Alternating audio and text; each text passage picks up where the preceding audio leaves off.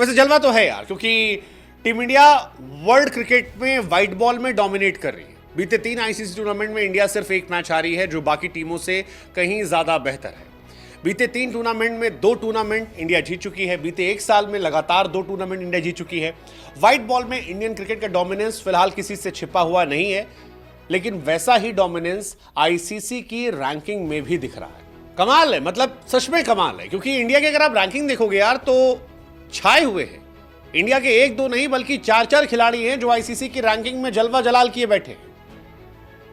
Number 1 पर शुभमन गिल हैं, 3 पर हमारे रोहित भैया आ गए हैं, विराट भैया हैं, अय्यर भैया हैं, और ये चारों बता रहे कि इंडिया का जो टॉप 4 है वो वर्ल्ड क्रिकेट के टॉप 10 में है।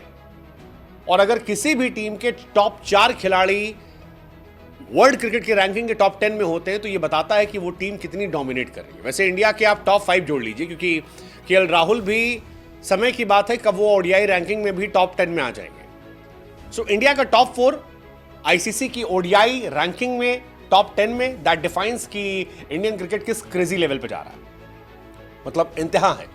शुभमन गिल फिलहाल वर्ल्ड क्रिकेट की रैंकिंग में दुनिया के नंबर 1 प्लेयर है। फ्यूचर हमारा सेफ है। वर्तमान रोहित शर्मा, जिनके रिटायरमेंट की बातें चल रही थी, जिनसे कहा जाता रिटायरमेंट, और फिर उन्होंने कहा कि बीकेएल मैं रिटायर नहीं लूंगा। ये हम इसलिए कह रहे गाली गलौच, ना हम सपोर्ट करते हैं ना हम चाहते हैं रोहित भैया दे, बट रोहित भैया बिंग रोहित भैया वो कुछ भी कह देते हैं।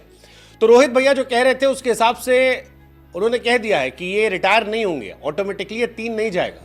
ये शुभमन गिल जैसे लड़कों को कंपटीशन देंगे, और अकेले नहीं देंगे, विराट भाई साथ में देंगे। गिल भले नंबर 1 है, लेकिन रोहित और विराट कह रहे हैं कि हम भी कंपटीशन देंगे। रोहित फिलहाल वर्ल्ड क्रिकेट की रैंकिंग में नंबर 3 पर है, विराट साहब जो है वो नंबर 6 पर है, अय्यर साहब जो है वो 9th पर है, राहुल 16 में है, लेकिन कब राहुल अंदर आ जाएंगे किसी को पता नहीं। और इसीलिए हम कह रहे हैं कि इंडिया का टॉप 5 जो प्लेयर है वो वर्ल्ड क्रिकेट में डोमिनेट कर रहा है, वर्ल्ड क्रिकेट में डोमिनेट कर रहा है। वो जो मैडम कह रही थी कि रोहित शर्मा मोटू है या अनइम्प्रेसिव है, वो मैडम भी अब देख ले कि मैडम हमारा कैप्टन अनइम्प्रेसिव मोटू नहीं है, हमारा कैप्टन दुनिया का नंबर 1 कैप्टन है। हमारा कैप्टन आईसीसी के व्हाइट बॉल का फिलहाल बेस्ट कैप्टन है। हमारा कैप्टन प्लेयर जो रोहित है वो रैंकिंग में नंबर 3 पर है। अनइम्प्रेसिव नहीं है, वो नए नए कारनामे कर रहा है, इंप्रेस कर रहा है। शुभमन गिल को एक बार फिर ICC player of the month का अवार्ड मिल गया। ये भी कमाल है यार, गिल भाई भी इसी कम उम्र में बैक टू बैक रिकॉर्ड बनाए जा रहे हैं, और वो रोहित और विराट को टक्कर देने की कोशिश कर रहे हैं लगातार। विराट ने कहा भी था कि रोहित और मेरे बाद गिल जो है उसे देखकर लगता है सिक्योर है। हालांकि इंडियन क्रिकेट सिक्योर है, क्योंकि इस टूर्नामेंट के अलावा भी अगर हम एक टीम बनाते तो हमारी वो भी टीम जीत जाती।